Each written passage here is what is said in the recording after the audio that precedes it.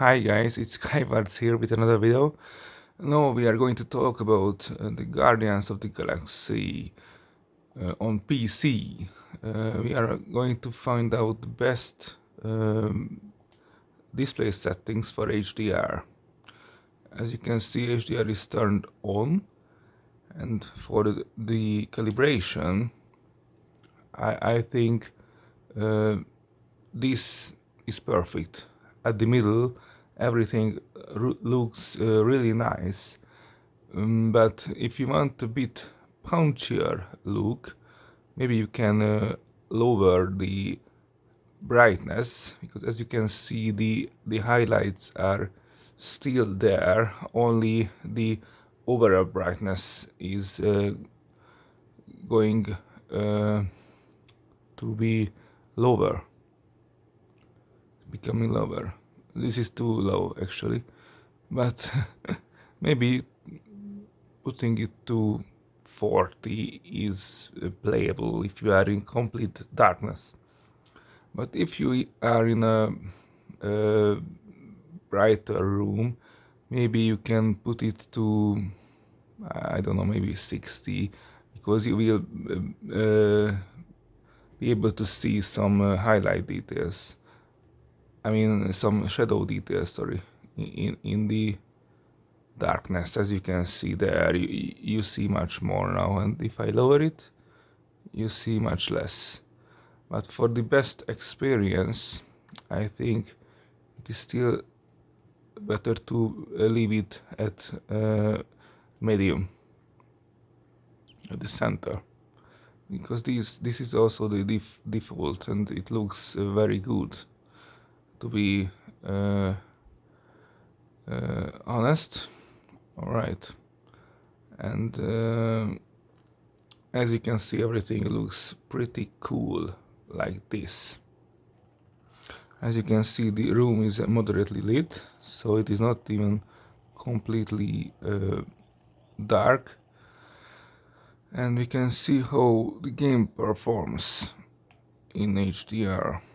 It is a pretty game, not the best looking game I ever played in HDR, but it has moments where it truly looks great, and I'm going to make a video about it pretty soon.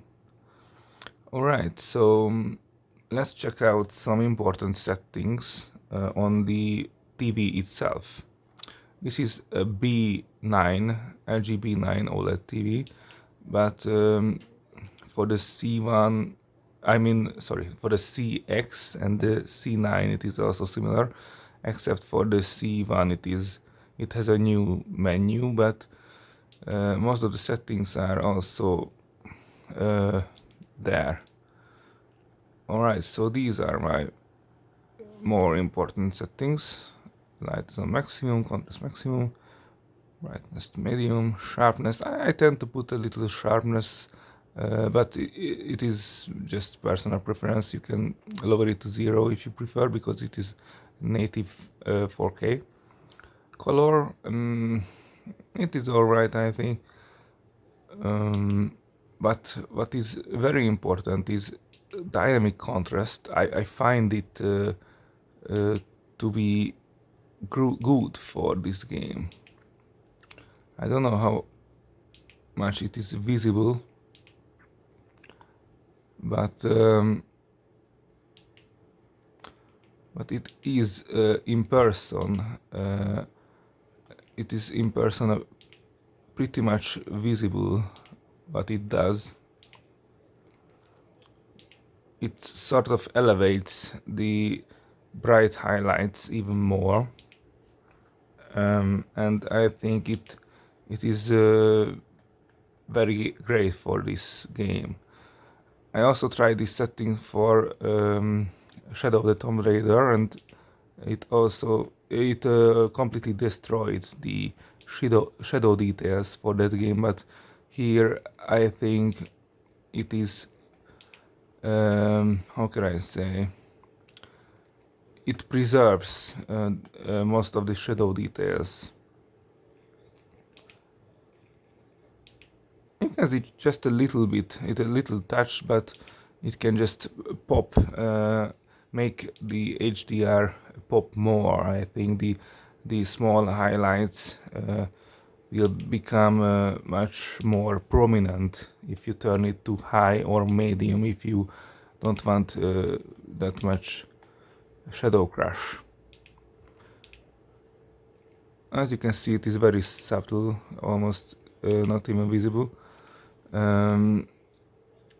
And the other important setting is dynamic tone mapping, which makes a huge difference usually. There we go. Alright.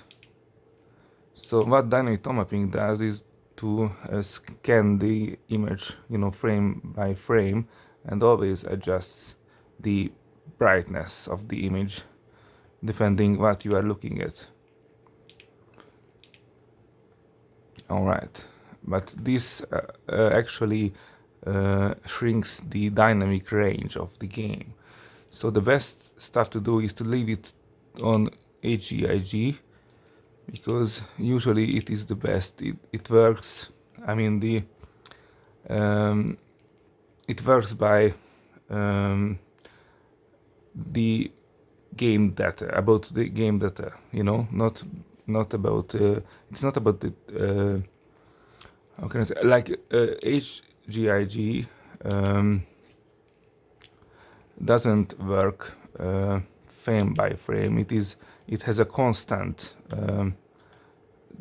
it is constantly using the game data to determine what the luminance of the stuff on the on the screen are.